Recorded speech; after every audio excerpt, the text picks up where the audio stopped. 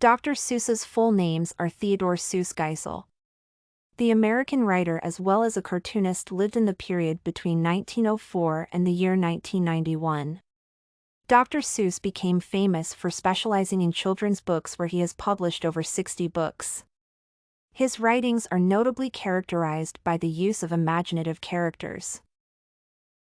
His frequently used stylistic devices are the rhyming and trisyllabic meter or the poetic meter. There has been an adaptation of his literary work which has been developed to other publications such as in televisions, films and music. He also managed to communicate his political views through his works and especially through the use of cartoons. He did show openly his fears for a communist society, condemned racism that was directed towards African American people and the Jews. It was clear that he was in support of Japanese Americans in the Second World War. All his writings have a moral lesson for children to learn through the reading of the book. He has communicated numerous views on the social and political aspects.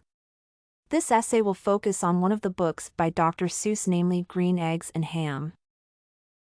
The book was published in the year 1961 and proved to be one of his best-selling books and is evaluated by the Publishers Weekly as being the fourth best-selling children's novel written in the English language. Dr. Seuss has used rhyming dialogue and pictures or images in the delivery of ideas.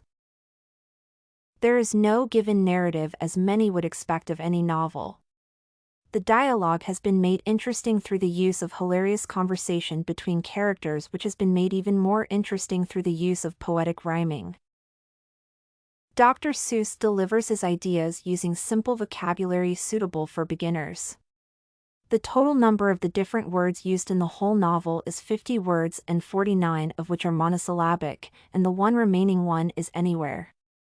The sentences are simple and easy to understand so that the beginners are able to understand the context. The words are intertwined to describe events and gradually they develop into a story. A good example is the description of Henry's refusal to accept the dish that was being offered by Sam. When he is describing the places and situations that will not make him have the meal, the sequence and the repetition of the words develop into an interesting story. There are only two major characters in the novels identified as unnamed, or in short, there is no specific identity given to the person but is at times referred to as Sam. I am not also identified as Henry or Herman, and the other character is identified as Sam. I am and mostly referred as Sam. All through we see Sam trying to persuade the unnamed party to have green eggs and ham in the claim that it was tasteful but do not succeed. Henry or the unnamed party do not take any interest at all and insist that the dish wouldn't be good to him and that he would not find it tasteful. Sam goes for miles in the attempt of making Henry have the dish, but all hit a hard rock as Henry dismisses all the attempts. Finally, as the tale is coming to an end, we see Henry giving in to Sam's insistence but only as of the boat sinking and he stands on the shallow waters tired of Sam's persistence.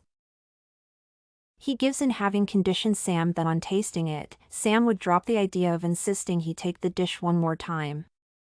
Ironically, Henry realizes that the dish tasted much better and that he liked it much more than he or even Sam had ever imagined. He discovers that he would have it as the main dish in all the other places that are listed in the book that they were scheduled to go to and all the parties that they were to dine with. At the end of everything, Henry is thanking Sam for having gone for miles and persuading him to taste the dish. He discovers that were it not for the instance of Sam, he would never have liked the dish, and neither would he have tasted it. In the novel, Dr. Seuss is able to bring out a number of theories such as racism, religion, sexuality, politics, and many more. Looking at the theme of racism, we see Dr. Seuss using symbolism to depict the situation that was in place during the 1960s. The events in the Bible are also used symbolically to not only entertain beginners but also communicate serious political issues to the people reading the stories to the children. Dr. Seuss uses the green eggs to represent the Black equality and the Jews and the other minority groups. Taking green eggs and ham is not pleasant, as we all know it is some kind of waste that should be thrown away, thus persuading a person to take it appears ludicrous. Ironically, instead of Sam throwing them, he has come to embrace them as an only alternative meal and even draws his colleagues to accepting their fate and taking them. When Henry finally accepts them, he fully adopts them to an extent of loving them. The use of fox and box is to represent other objects, such as the fox assumes the role of American Indian and the box takes the role of a Japanese home. The egg and ham represent a relationship that existed between whites and black people. Through the use of symbolism and metaphors, the author has communicated the underlying relationship between the whites and the minority groups. When Sam adopts a meal that was worth throwing away, it is a clear indication that there was no equality and that the blacks could only be compared to wastes or worthless beings. Through the struggles that they undergo, it is a clear indication that with determination, they would one day enjoy freedom from racism and equality, although this remains a dream. Dr. Seuss cleverly uses the biblical "I am" found in the book of Exodus 3 verse 14. In the chapter, God is described as "I am" in response to Moses' questions during his call. In this, Sam represents "I am" on a lighter note. Sam would give revelation to people, which is seen when he continuously persuades his friend to have the green eggs. The illustration would also be used to explain sexuality, where the green eggs represent the female reproductive system and the ham as the male reproductive system. The background represents a springtime when reproduction is on the pick, and the food offer is simply the communication of sexual needs and desires.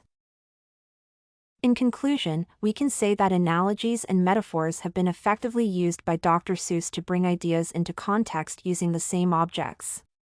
Various theories have been highlighted and continuous struggles that were made at the period prior to the publication of the book surfaced, and the various solutions offered. Study Corgi can help you make your studies smarter. Visit studycorgi.com for more samples like this, study tips, and writing tools.